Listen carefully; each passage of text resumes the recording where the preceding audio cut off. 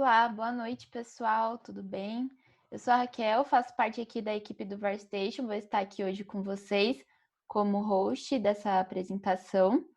Sou uma mulher parda, tenho cabelo cacheado, estou usando óculos no momento, também estou com uma camiseta vinho e uma blusa preta e estou em um fundo virtual branco.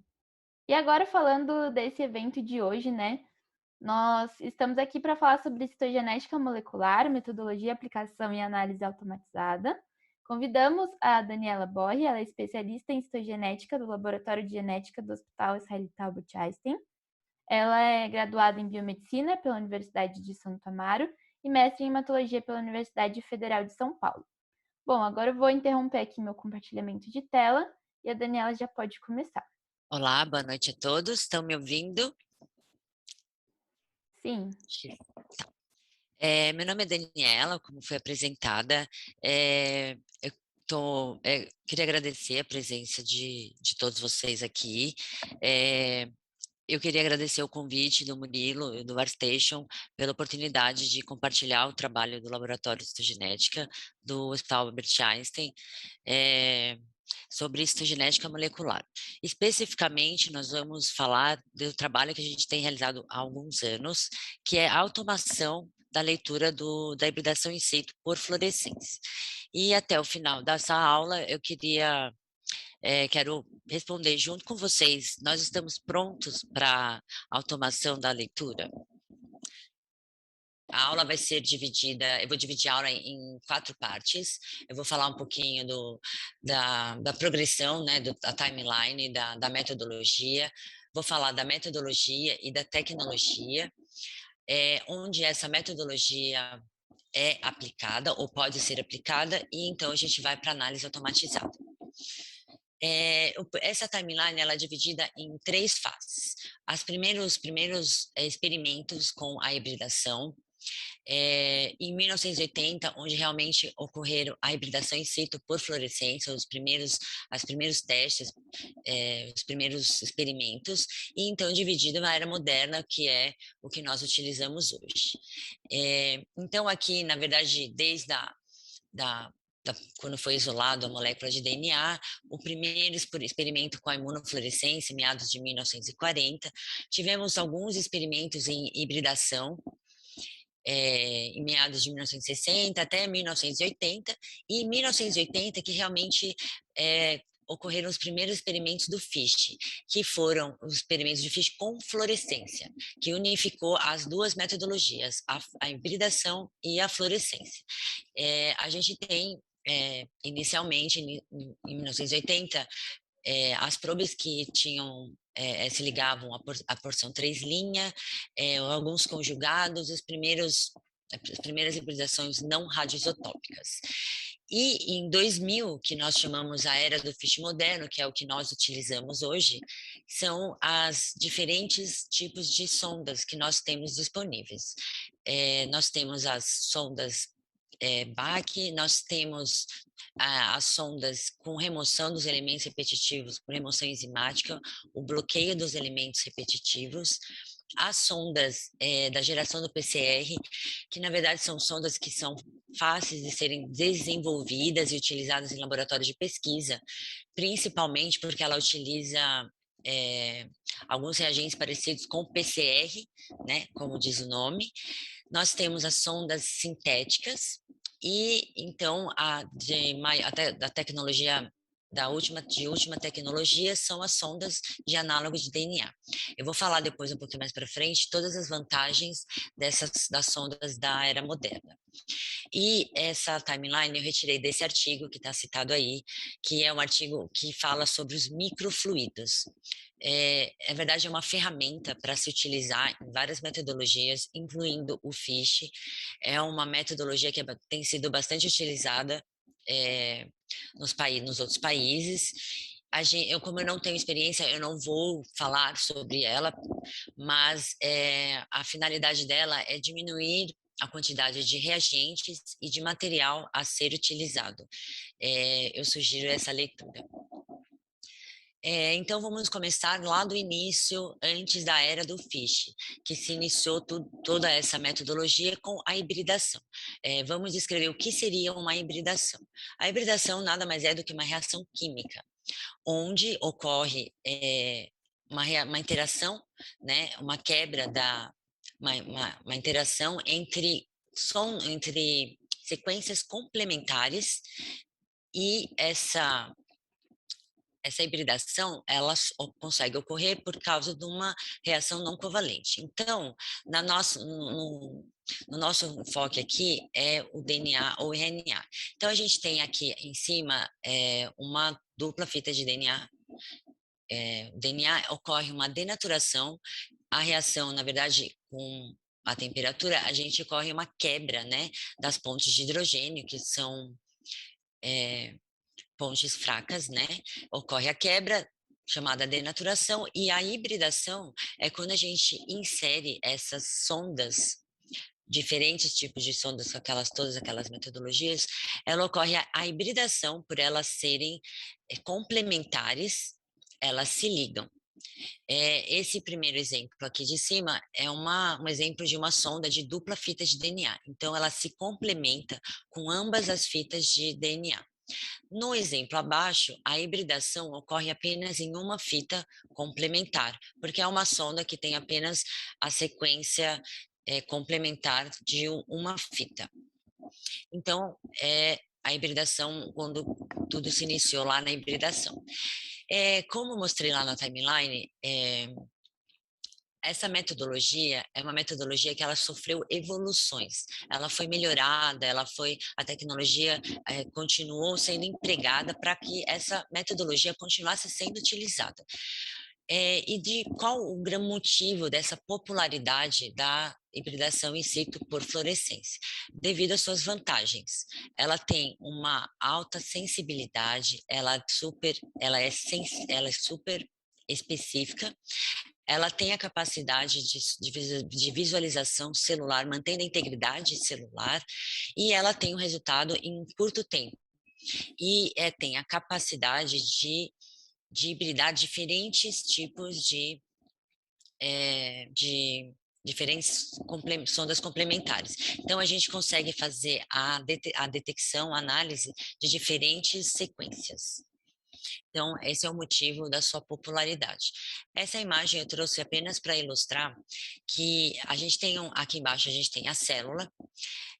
A célula, vamos pensar aqui em toda a constituição da célula. A sonda, ela precisa ser desenvolvida com a capacidade de permeabilizar, né, as membranas e chegar até onde se encontra a sequência alvo. Então, a gente tem que pensar que a sonda precisa ter testado algumas eficiências para isso.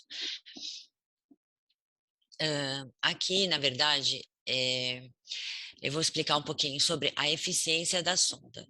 Então, a gente já sabe que a sonda precisa permeabilizar, ela tem que ter um tamanho ideal para permeabilizar. A gente não pode ter uma sequência muito grande, porque ela não conseguiria permeabilizar, por exemplo, na membrana nuclear. Então, aqui vou mostrar está bem ilustrativo aqui. O target seria a nossa sequência que a gente quer estudar, a nossa sequência alvo. E aqui do lado em vermelhinho são as sondas. Essa sequência que a gente chama de sonda, a gente precisa ter os aptenos, onde a gente irá ligar aqui do lado direito os fluorocromos ou fluóforos. Então aqui a gente tem a sequência, os aptenos e os fluorocromos. Então aqui a gente tem a sonda pronta. A gente sabe que a sequência, se for muito grande, não vai permeabilizar e ela não vai conseguir chegar na nossa sequência-alvo. Então, o que a gente... Aqui vocês viram que são um tamanho, o tamanho que tem a capacidade de permeabilização. Então, aqui é a sonda, a sequência target com a sonda ligada ao fluorocromo. E a gente sabe que para tudo isso acontecer, é uma reação química. Então, eu trouxe alguns pontos, alguns fatores que influenciam na eficiência desta hibridação. Um dos fatores relacionado à sonda, quando ela é desenvolvida, é o range do tempo de fusão. Quanto menor o tempo de fusão, ou seja, quanto mais rápido a sonda conseguir se hibridar ou se anelar na minha sequência-alvo, maior a eficiência, a sensibilidade e a especificidade desta sonda. E outros fatores, que seriam os fatores relacionados à reação no nosso laboratório ou durante a nossa pesquisa, são os fatores de relação às nossas soluções, né? Então, para que essa reação ocorra e tenha um bom resultado, a gente precisa ter as soluções adequadas, concentrações adequadas, pH adequado e a temperatura ideal para que ocorra essa reação.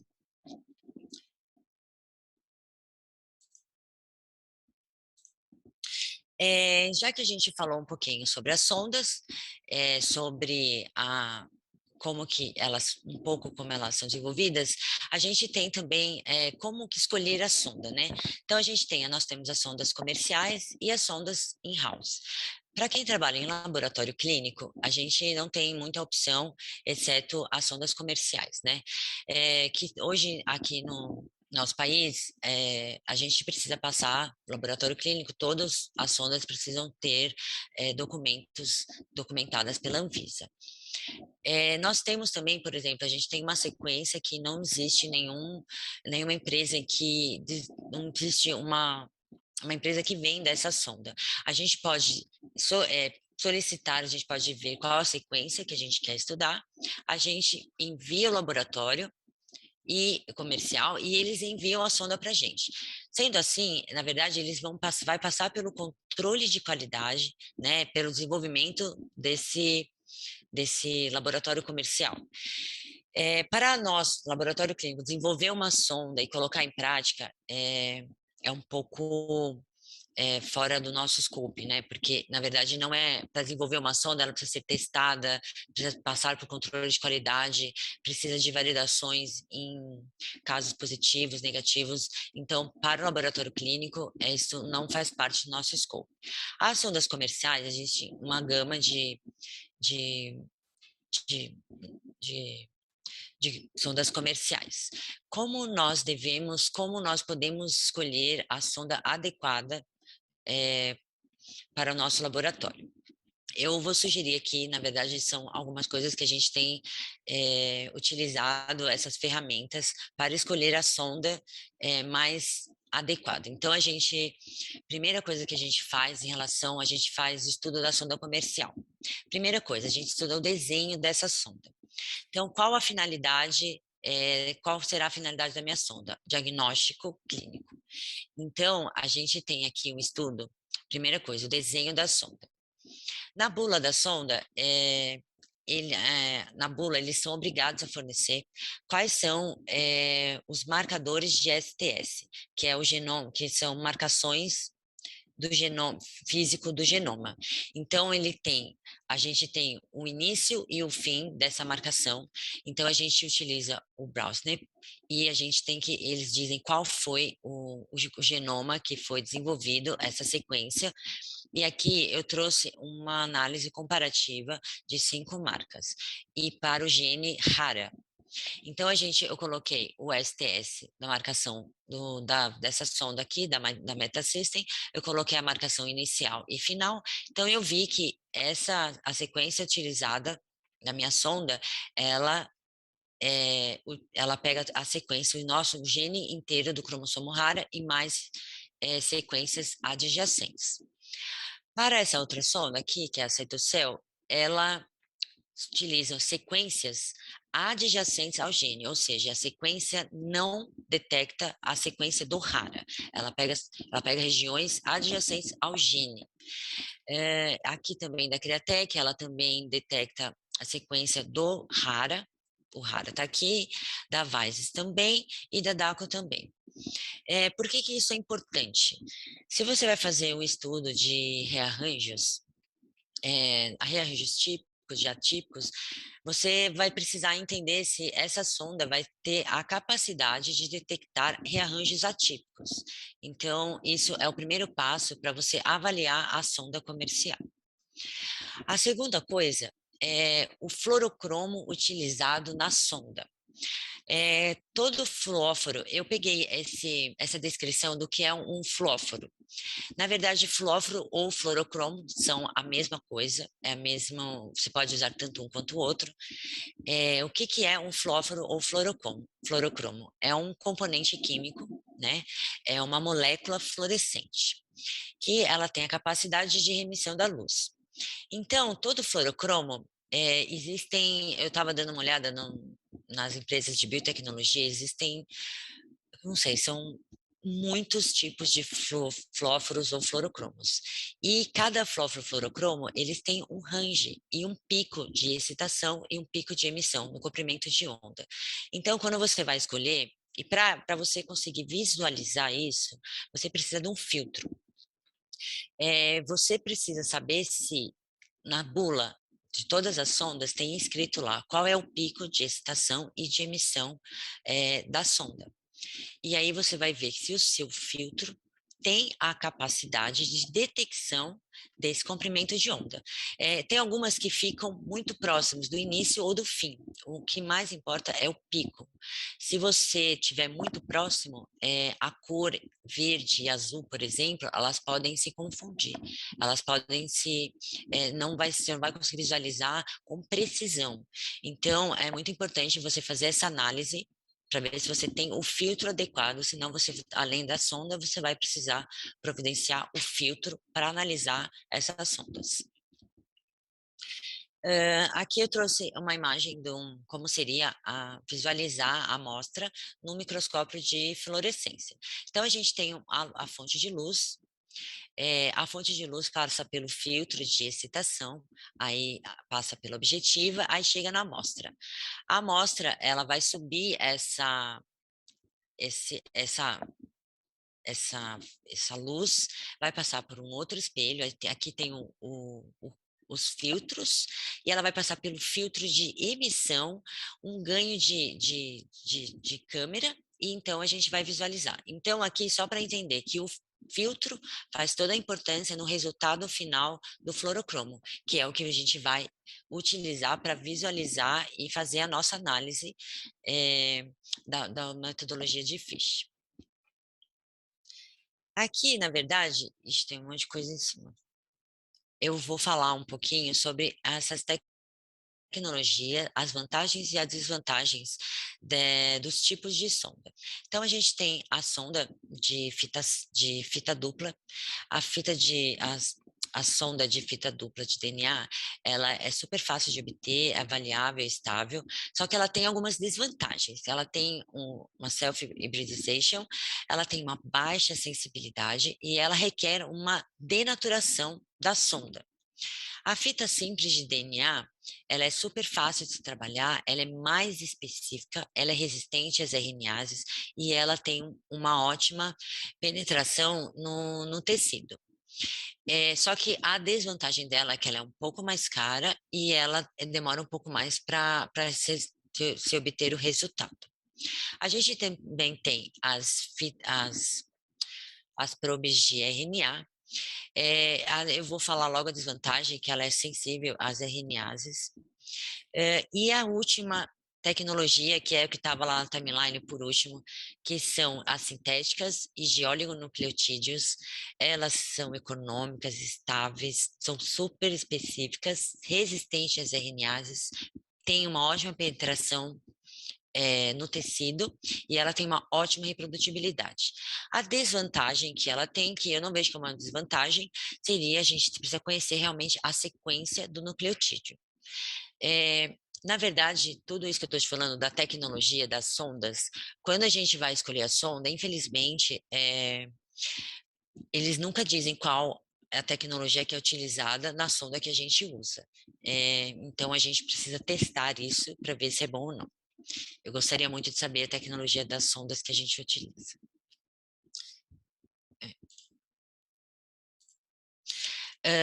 Aqui, na verdade, também se referindo ainda à bula da sonda, o que significam os sinais esperados que é indicado nas sondas que a gente compra? Significa que eles mostram aqui quais são os sinais, os sinais quando é uma sonda normal, quais são os sinais alterados, né? E os sinais alterados típicos e atípicos. O que significa isso? Só para a gente entender. Significa que esses são os sinais que foram testados no desenvolvimento da sonda, e esses sinais eles passaram por controle de qualidade. Qualquer outro sinal que você detecte, você vai precisar comprovar que aquilo é verdade. Né? Você vai precisar fazer uma correlação, se aquele sinal, você vai precisar interpretar no seu laboratório. Então, aqui estou mostrando numa metáfora bem bonita que isso aqui foi feito por automação. Então, a gente tem uma imagem do cromossomo do cariótipo em banda G, mostrando que a sonda que diz que está na região 4q12, ela realmente se encontra no locus 4q12. Então, essa sonda está onde deveria estar, na localização onde deveria estar. Aqui mostrando mais um exemplo de sinal típico, que foram sinais que foram testados, passaram pelo controle de qualidade da sonda que eu estou utilizando no meu laboratório. Essa é uma sonda pro cromossomo 1, que ele tem o gene CDKN2C no cromossomo 1p32 e o CKS1B no 1q21, AQ22, mostrando aqui no cariótipo em banda G que realmente o gene CKS1B se encontra num Q21 e que o verde realmente se encontra num P32. E esses são os sinais em que eles realmente passaram pelo controle de qualidade e eles dizem que realmente eu posso encontrar isso. Isso daqui, eu acho, é um artigo bastante antigo, mas um artigo que todo osteogeneticista já foi consultar, que são, na verdade, os sinais inesperados. Então, esses sinais são sinais em que a gente encontra no nosso dia a dia. Quando você compra uma sonda, não tem descrito esses sinais, que são sinais que são encontrados principalmente na oncologia, sinais que a gente encontra na variação, né, no diagnóstico. Eu coloquei aqui um exemplo de duplo Filadélfia. É uma sonda que deveria ter 2 fusões, um verde e um vermelho, e aqui ele tem 3 fusões, um verde e vermelho. Uma fusão a mais é devido ao ganho do Filadélfia. Então, é só para... E como do que a gente encontra esses sinais inesperados? A gente encontra esses outros sinais na utilização da sonda. Claro que ao longo dos anos a gente vai acrescentando isso e vai provando, olha, realmente tem uma relevância no diagnóstico, tem concordância clínica, então esse sinal é um sinal que a gente deve acrescentar e ele tem uma interpretação clínica. Por último, como que nós devemos avaliar a sonda? A gente tem o manual da citogenética, que é o conhecido livro AGT. Eles dizem claramente que se a sonda tiver uma especificidade menor do que 98%, essa sonda não deve ser utilizada para laboratório clínico. E a sensibilidade mínima requerida é 95%. Se a sua sonda não tiver esses números, você não deve utilizar dentro do seu laboratório. E agora nós vamos para a aplicação. Então, na verdade, quais são os campos, né, onde a gente pode utilizar toda essa ferramenta, né, toda essa metodologia. Então, na verdade, a hibridação, ela tem a capacidade de detectar essas sequências, preservando a morfologia na célula, no tecido e um nível celular. A gente tem a capacidade de detectar, né, atividade de DNA, RNA e nível proteico. Então, sabendo de tudo isso, quais são os campos onde podem ser empregadas essas detecções? Na verdade, é um exemplo, a gente no laboratório clínico não utiliza para nem até desconhece. Quando eu comecei a fazer essa aula, eu vi, nossa, quantas coisas legais a gente pode utilizar essa metodologia. Eu trouxe alguns exemplos. Então, a gente pode usar na genética clínica, neurociência, medicina de reprodução, microbiologia, toxicologia. Então, é uma gama de campos onde já são utilizadas essa metodologia. Esse daqui, na verdade, é bem bonitinho. Existem cada cada tipo celular ou para cada tipo de sonda, eles vão dando nomes diferentes. Aqui, né, estou dando um exemplo de 30 tipos de fish, 30 tipos diferentes de modificações para o fish. Eu vou dar um exemplo aqui de alguns. Esse daqui é um artigo onde foi publicado que um médico neurologista, ele queria fazer um estudo nos pacientes em doenças neurodegenerativas e ele desenvolveu uma sonda que fosse capaz, né, de detectar, fazer diagnóstico de amiloidoses. Por que que ele recorreu à hibridação in situ por fluorescência? Por causa da sua sensibilidade e da sua acurácia. Então, ele desenvolveu uma sonda para esse tipo de diagnóstico. Na medicina de reprodução, nós podemos fazer o estudo de aneuploidias em fish espermático. É uma técnica já bem difundida. Esse aqui é um exemplo do lado direito de um estudo que a gente está fazendo. É uma leitura completamente automatizada.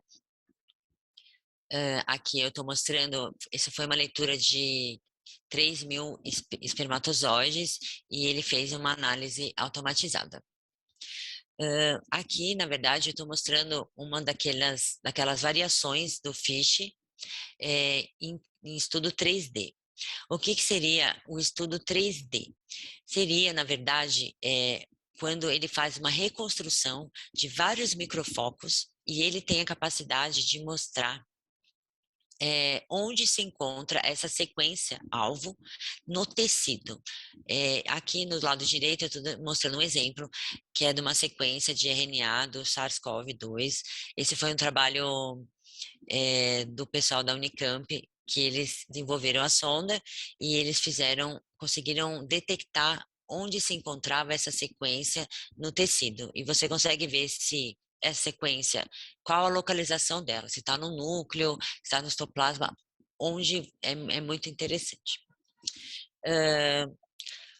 Continuando sobre a sonda, a gente tem algumas tipos de sequências. Então, a gente tem a sonda centromérica, a sonda para detecção do todo o cromossomo, onde tem sequências específicas ao longo do cromossomo. Nós temos sondas telomérica e nós temos as sondas de locus específico. Eu vou dar um exemplo de algumas delas. A sonda centromérica, a gente tem aqui o cromossomo aqui em vermelhinho, no cromossomo 12, a região centromérica, mostrando aqui no cariótipo, com banda G, que essa sonda realmente se encontra no centrômero do cromossomo 12, e aqui mostrando esses dois sinais no núcleo interfásico. Aqui dando um exemplo da sonda para detecção do cromossomo, de todo o cromossomo.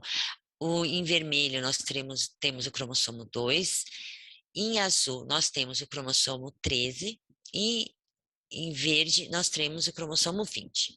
Essa detecção de todo o cromossomo, esse feixe é utilizado para a detecção de rearranjos ou de múltiplos rearranjos. Essa é uma sonda telomérica. A sonda telomérica, ela é para detecção dessa sequência repetitiva, né? A gente precisa utilizar as sondas PNA, que são as sondas sintéticas. Então, aqui a análise é feita, notou completamente pelo software, que ela consegue mensurar o encurtamento telomérico. Então, uma sonda comum não consegue fazer essa hibridação com tanta especificidade, por isso é preciso utilizar a sonda PNA, essa sonda sintética. Só a sonda sintética consegue fazer essa hibridação, e a análise, a gente não consegue mensurar manualmente esse encurtamento do telômero, e por isso é feito totalmente pela ferramenta. Vou dar mais um exemplo do locus específico, onde ele marca em 2 cromossomos diferentes, né? O cromossomo 11 e o cromossomo 14, mostrando no cariótipo com banda G, e aqui a gente detecta a fusão entre o gene GH61 e o 61GH e o cromossomo IGH no verde e o cromossomo 11 em vermelho. Essas aqui são as sondas, todas as sequências que nós temos disponíveis no nosso laboratório, que são mais de 60 sequências que nós fazemos a análise. Então, eu vou fazer um resumo de tudo que eu falei até agora. Quais são os fatores que influenciam na obtenção de uma análise, né? Para você, quais são os fatores para um bom resultado? A primeira coisa é você ter uma amostra que seja uma amostra adequada, uma amostra limpa, uma amostra que tenha todos os critérios para uma leitura de fiche. Para automação, ela precisa ser ainda melhor.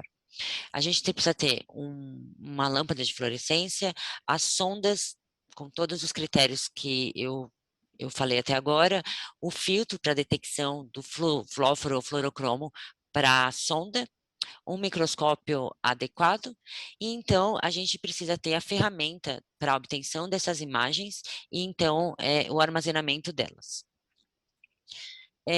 Eu vou resumir um pouco a análise manual. O que é a análise manual hoje? Quais são os critérios da análise manual? Então, a análise manual, você precisa ter um treinamento bastante longo para ser capaz de entender aqueles sinais de fluorocromo. Você precisa ter um treinamento muito longo para interpretar variações destes sinais.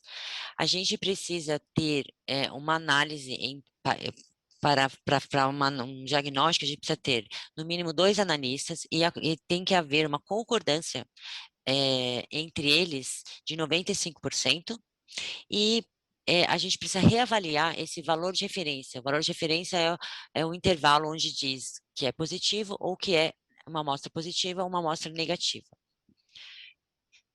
Então, aqui a gente vamos para análise automatizada. Eu vou correr um pouco, porque travou algumas vezes, tá? Então, análise automatizada. Um sumário para a gente começar uma análise automatizada. Primeiro, a gente precisa da ferramenta, que é o software. Segundo, a gente tem o software, a gente precisa personalizar esse software para o nosso laboratório. A gente vai personalizar para as nossas amostras, para as nossas células e para a nossa interpretação. Como disse lá, a gente precisa ter as amostras precisam ser de uma excelente qualidade, porque na verdade, ele vai ser muito mais difícil ele interpretar uma amostra com um monte de background. É preciso, sim, ainda um analista, né, com bastante experiência para poder dizer para o software o que precisa e o que não precisa, né, saber para que ele consiga. Na verdade, o software ele não interpreta sozinho. Você diz a ele o que ele tem que fazer. Na verdade, essa personalização, essa classificação do software, você precisa passar uma lâmina inúmeras vezes até que você consiga chegar no resultado esperado, um resultado parecido com esse que a gente tem com a análise manual. Talvez, nem sempre é. Na análise automatizada, a gente tem um número total de células analisadas é, é, de diferentes células. Na análise automatizada, nós fazemos a contagem com 2 diferentes analistas. Os analistas diferentes, eles podem contar de repente, o mesmo campo. Então, se um analista 1 contou 100 células, o analista 2 contou 100 células, só que 30% dessas células eram as mesmas que o analista 1 contou. Então, na análise automatizada, isso não acontece. Existe um algoritmo em onde ele não repete célula, ele é incapaz de contar a mesma célula 2 vezes.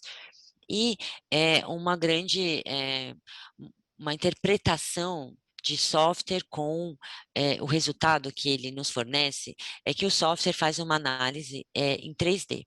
O que significa isso? Então, o software, a gente vai personalizar. Então, dependendo do tipo de material que eu estou pedindo para ele fazer a leitura, eu vou pedir para ele contar os chamados microfocos. Quando a gente está no microscópio, a gente vai, às vezes tem um sinal que estão em campos diferentes. Então, a gente precisa micrometrar para conseguir avaliar se tem um sinal realmente ali ou não. Às vezes um sinal está mais profundo e outro mais superficial, né, naquele material. E o que significa isso? Significa que eu preciso passar isso para o software. E o software, ele faz essa análise em 3D. Eu vou pedir para ele contar em 10 microfocos. Ele vai fazer análise em 10 microfocos. Só que quando a análise final, a imagem final que ele vai me mostrar é uma imagem 2D. Então, a gente tem que saber interpretar o que o software está nos mostrando. Isso aqui é uma pincelada sobre análise automatizada. Esse é um artigo que saiu esse ano sobre a validação da análise automatizada usando imagens de um microscópio confocal. Esse artigo foi para uma validação em amostras de tecido de parafina. Aqui a gente vai começar a mostrar um pouco para vocês o que significa personalizar o software para análise automatizada. A primeira coisa que a gente precisa saber é qual tipo de célula que a gente está avaliando. Então, aqui, esse que está em vermelho aqui, isso a gente tem que ver, a gente está lendo um linfócito, uma célula redonda, uma célula não tão redonda. Então, a primeira coisa que ele faz é o escaneio, ele vai buscar buscar as células, né, que ele está lendo. Então, para ele buscar essas células, eu preciso dizer para ele qual é o formato dessa célula que ele tem que procurar. A segunda coisa, os fluorocromos. Então, aqui, que são eles chamam lá de spot, que são as circunferências. Eu tenho que dizer para ele qual é o tamanho absoluto dessa circunferência, se essas circunferências, esses spots, qual a distância entre spots da mesma cor vai ser considerado um único sinal ou se vão ser considerados dois sinais. Pensando que a gente pode que nós podemos ter cromátides abertas. Cromátides abertas, então se eu dizer, não, dependendo da distância, ele vai dizer que é um único sinal, ou se não, dois. Então a gente tem que pensar em cromática aberta, a gente tem que pensar que de repente nos microfocos diferentes, quando ele for fazer análise, né, mostrar essa análise 2D, esses sinais em microfocos diferentes, eles vão aparecer um em cima do outro, né? Então a gente tem que pensar nisso também. E a intensidade, isso é uma coisa muito legal, principalmente uma amostra que tenha muito background, uma intensidade acima de 35 eu considero que seja um sinal. Intensidade menor do que 35, eu considero que isso não é um sinal, ele não vai detectar isso como um sinal. Isso eu tenho que fazer para todos os fluorocromos, para todos o sinal verde, o sinal vermelho, o sinal em aqua. Aqui é só mostrando como seria a configuração final, né, de todos esses fluorocromos. Eu também tenho, por exemplo, a gente tem uma sonda que ela tem uma marcação que é controle. Eu posso dizer que essa célula, se ela não tem esse sinal controle, eu peço para ela não ser computada na minha análise final. Eu posso utilizar essa ferramenta. Eu também posso configurar quais são as combinações de interesse do resultado final. Então, aqui, eu coloquei aqui um exemplo que está na caixinha em vermelha, 2 vermelhos, 2 verdes e 2 azuis. O que significa isso? São as combinações que me interessam. Ou eu posso pedir para ele mostrar tudo que ele encontrou. Aqui, na verdade, eu vou mostrar um pouquinho dos nossos resultados de diferentes tipos de sondas. Sondas para deleção, essa é uma sonda para deleção. Isso daqui, existe uma diferença entre uma análise automatizada e uma análise semi-automatizada. Eu trabalhei alguns anos com uma análise automatizada, onde ele fazia análise dos spots, dos fluorocromos, né, dos spots verde e vermelho, e me dava um resultado final. Então, aqui, ó, só para vocês entenderem. Então, aqui do lado da automated, é a análise automatizada. Então, isso aqui foi que eu trabalhei há alguns anos, tentando configurar, chegar na configuração adequada para ele me dizer, me dizer corretamente. Eu olhava o núcleo e, às vezes, ele tinha dois vermelhos e dois verdes, e era muito difícil chegar numa configuração em que ele realmente era capaz de dar o mesmo resultado que eu achava que era. Então, hoje, a gente tem uma análise que é chamada análise Rapid Score. Essa análise, que é considerada uma semi-automatizada, eu consigo ir lá e interpretar aquele resultado, toda aquela captura que ele fez, eu consigo ir lá e dizer, você acertou nisso e você não acertou nisso. Então, aqui é um exemplo dessa análise que eu fiz. Então, na análise automatizada, para o normal, dois sinais verdes e dois sinais vermelhos, ele teve uma contagem total de 80 e num total de 100 células. Eu fui lá e corrigi o que ele fez. Então, de 80 foi para 89 células com sinais normais. Eu estou dizendo isso, da análise automatizada e da análise semi-automatizada. Eu não acredito que a análise automatizada hoje esteja preparada para ela não tem a expertise que as pessoas com experiência conseguem interpretar os sinais. Eles ainda não conseguem interpretar os sinais corretamente. Mas, e por isso que ele vai lá, faz toda a análise automatizada e a gente vai lá e faz a correção com essa semi-automatizada. Então, tudo isso que eu vou mostrar aqui para vocês, eu vou mostrar dos dois lados, a análise automatizada e a análise semi-automatizada. Esse aqui é uma sonda para 3 cores, onde ela detecta o sinal verde, vermelho e azul. E ele captura sempre todas as células, então eu tenho tudo muito fácil de visualizar, muito fácil de fazer uma reanálise, muito fácil de conversar com os meus colegas se aquele diagnóstico que eu dei ele está correto. Esse aqui é um resultado para me mostrar para vocês. A análise automatizada, ele contou de sinais normais, número total de 78, e eu fui lá e corrigi essa análise automatizada para um número normal de 84. Isso daqui é uma sonda.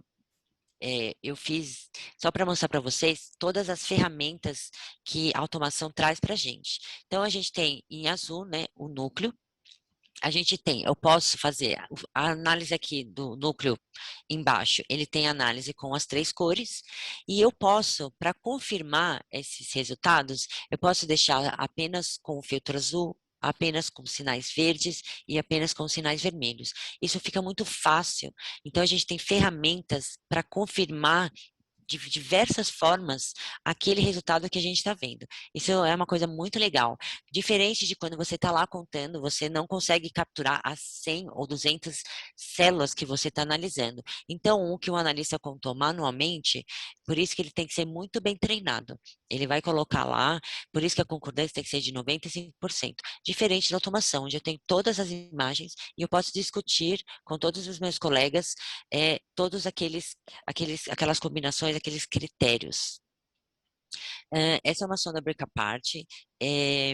Também eu estou mostrando aqui para vocês a ferramenta onde eu posso deixar apenas o sinal em vermelho, o sinal em verde e o sinal com um erro-arranjo, né? Com break apart.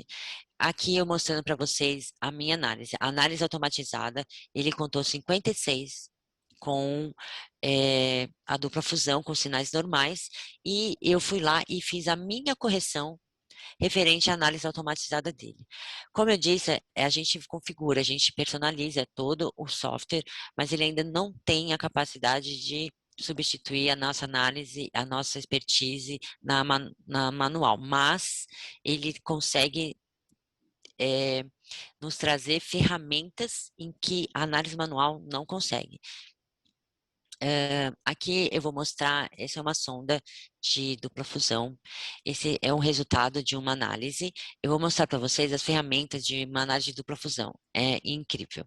Esse aqui é o resultado de uma dupla fusão.